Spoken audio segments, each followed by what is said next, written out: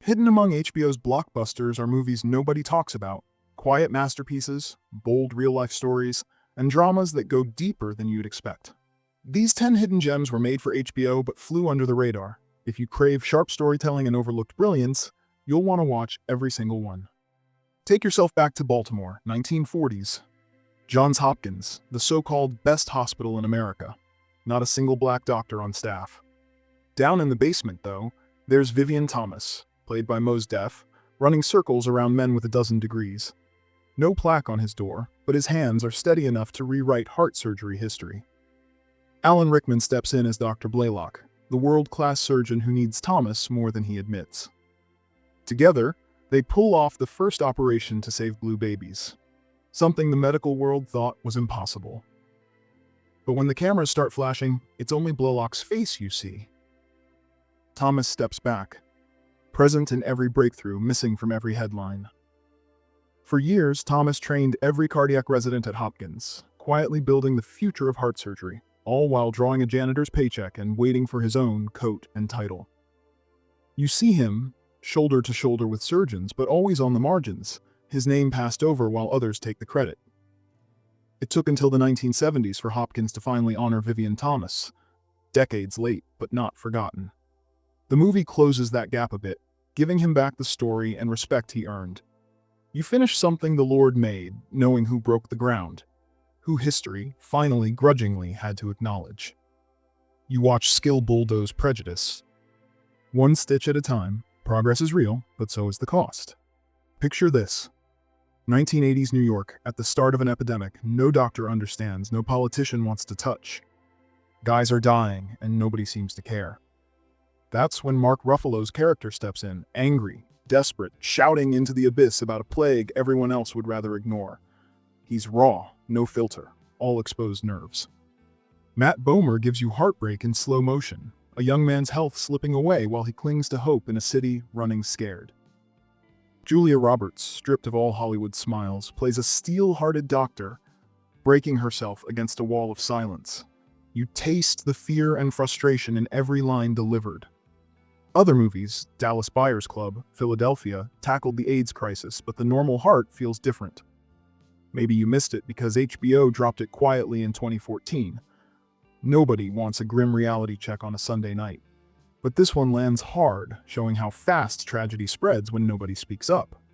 It won an Emmy for Outstanding Television Movie, but still, too few people heard the message. You walk away marked by this one. Some stories just don't fade. Sometimes in April drops you straight into Rwanda 1994, when the country ripped itself apart, and 800,000 lives were lost in barely 100 days. Most died face to face, neighbor against neighbor, after radio code words like "cut the tall trees" turned fear into violence overnight. Two brothers anchor the story. Idris Elba plays Augustin, a Hutu soldier desperate to save his family, paralyzed by what's happening around him. Oris Erhuero is Honoré, the radio DJ whose voice fans the flames. Their bond shatters as the country falls apart, every decision cutting a little deeper. Director Raoul Peck doesn't let you look away. Courtroom trials splice into raw flashbacks from Kigali's streets. Peck shot on location in Rwanda, survivors in the background, scenes haunted by real history. And outside Rwanda, almost total silence.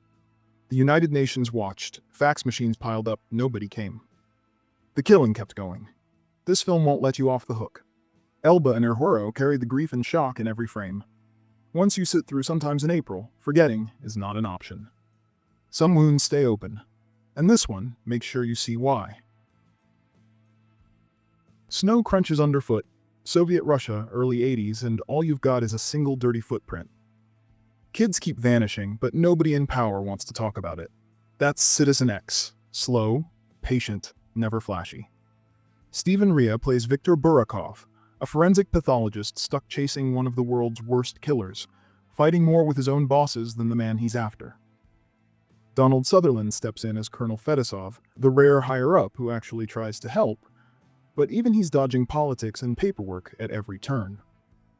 Max von Sydow's psychiatrist sketches out the profile nobody wants to believe, while Jeffrey DeMunn's Chikatilo, the killer, blends in as the guy you'd pass on a train platform and never notice.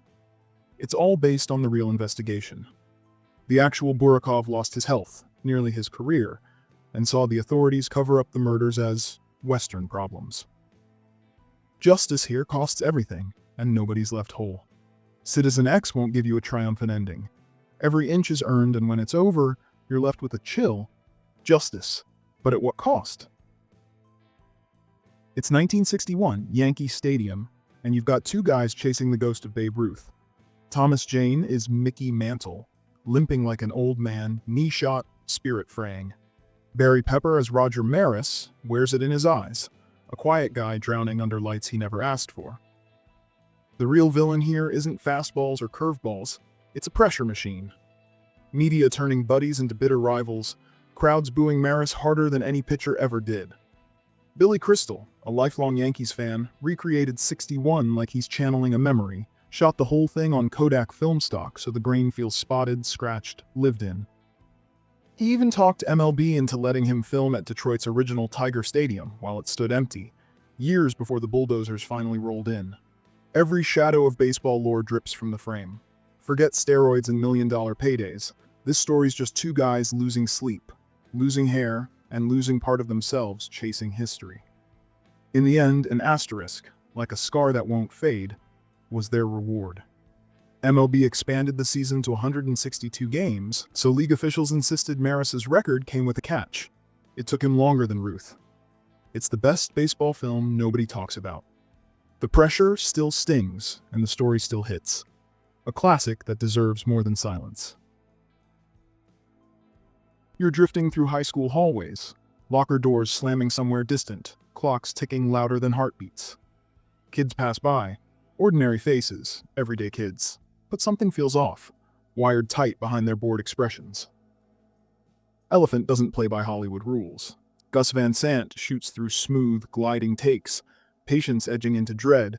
You almost beg for something to happen, something loud, just to snap the tension. He used teenagers who'd never acted before. Real high schoolers who bring a raw, uneasy energy. No big speeches, no glossy movie star moments. When violence finally explodes, it's quiet. Just shoes squeaking on tiles, a few flat pops, routine shredded without warning. That's what gets you, the ordinariness. Van Sant made this for HBO, but it ended up at Cannes and took the Palme d'Or and Best Director, almost unheard of for a TV project. You watch Elephant, and it lingers. The horror doesn't announce itself. It just walks beside you, part of the everyday. And when it finally steps forward, you realize how fragile normal really is. Some movies stick with you because of what they show. This one haunts you for what it doesn't. If you haven't already, hit subscribe and ring the bell for VintageVerse, so you never miss out on the next hidden gem or lost classic. You're in San Francisco, early 1980s. Young men are dying, and nobody knows why. Doctors are scrambling, politicians dodge. The media barely looks up. And the band played on drops you straight into the fear and confusion at the start of the AIDS crisis. Matthew Modine leads as Dr. Don Francis, the CDC doctor trying to sound the alarm while the system stalls. Alan Alda plays a blood bank exec more worried about budgets than lives. And Richard Gere, in a short but piercing appearance, plays a choreographer whose fate says everything about the storm coming. The cast is stacked: Lily Tomlin, Steve Martin, Ian McKellen, even Phil Collins. And it works, because the film never glamorizes. Some of the footage is real, CDC archival clips woven into the drama, keeping it grounded and sharp. Based on Randy Schilt's groundbreaking 1987 book, the story names names and shows how delay, denial, and silence cost lives. Schiltz, a journalist living through the epidemic, told it with urgency, and HBO followed suit in 1993, refusing to soften the blow. It won 3 Emmys and was screened everywhere from classrooms to government offices. It's not about heroes, it's about people fighting a system that didn't care until it was too late. The science is real. The silence was deadly. And decades later, it still hits hard. One of the most essential films people forget to mention. Once you've seen it, it stays. You're sitting in a lakeside villa outside Berlin. Napkins folded just so. The coffee never cold. Conspiracy drops you right into January 1942, the Wannsee Conference. This wasn't just any meeting. Reinhard Heydrich, played Icy by Kenneth Branagh, gathers 15 Nazi officials for a lunch that changes history. On paper, it's a conference about the Jewish question. In reality, it's where the final solution is born, where genocide gets mapped out like a business merger. Stanley Tucci, sharp as Eichmann, keeps the details neat. Trains, quotas, paperwork. The worst crimes imaginable, scrubbed down to bureaucratic talk. What you're hearing? Most of it's word for word from the real minutes that surfaced after the war. These men aren't monsters in the room. They're careerists, hiding murder behind legal terms and nervous smiles. Frank Pearson directs it all with zero melodrama. No rants, no evil music, just civil servants solving a problem, passing cake, checking their watches. The horror isn't what you see, it's how polite, even efficient, it all feels. You realize evil can wear perfect tailoring. Some movies make your blood run cold with horror. This one does it with a handshake and a smile, and you never look at a meeting the same way again. Temple Grandin walks onto a cattle ranch and spots what nobody else does. Patterns in movement, sharp sounds, animals panicking at shadows while people just walk past. She gets diagnosed with autism back in the 50s, when that's a life sentence. Her mother, refusing to quit, pushes every teacher, every doctor to see her daughter's potential. Temple's memory stuns teachers, but all she hears from the world is, can't. She doesn't just draw up new designs for slaughterhouses, she rewrites the entire industry. Temple's chutes and corrals calm animals, cut down on panic, and prove that treating livestock humanely leads to better products. Over half of North America's cattle are now handled using her systems. But it's not just the cattle business she upends. She stands on stage, public and unfiltered, describing what autism feels like from the inside, helping families, teachers, and scientists see it not as a curse, but as a different kind of intelligence. For the first time, people listen. Claire Danes disappears into the role, gets Temple's walk, her rhythm, the way she dodges eye contact, even the tone of her voice. That hug machine Temple built as a teenager, it still sits at Colorado State, an actual tool for people who need calm, not pity. You see every fight, every locked door, every time she's told she's wrong and proves them wrong anyway. This isn't a movie about overcoming, it's a film about forcing the world to see differently. Nothing about Temple's story feels easy or safe. You're looking at the most honest film about living with a different mind. Grey Gardens drops you into a house where the walls have seen everything, and the people inside refuse to let any of it go. Out in East Hampton, the old Beale mansion is falling apart, but Big Edie and Little Edie stay put, surrounded by memories, old gowns, and a lot of lost time. Drew Barrymore and Jessica Lange completely disappear into the roles. You almost forget you're watching actors, with both of them nailing those clipped, hot, brittle accents and the strange mix of affection and frustration that only comes with family. The story jumps from black tie parties to rooms filled with stray cats and raccoons, sometimes in the same breath. Director Michael Suksi doesn't just imitate the famous 1975 documentary, he respects it, copying shots frame for frame when it counts. You get that sense of something glamorous falling apart, and it feels honest, not staged. It's all about codependency. You see two people who can't let go of each other, of the past, of the Beale name. Sometimes it's sweet, sometimes it's desperate, and sometimes it's funny in a way you weren't expecting. Does it hold up? Absolutely.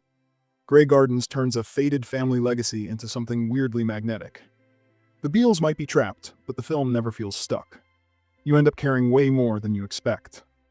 Love discovering overlooked movies and hidden gems? Subscribe to VintageVerse for hand-picked recommendations, deep dives, and late-night storytelling every week. Hit subscribe, join the community, and never miss a film that deserves your attention.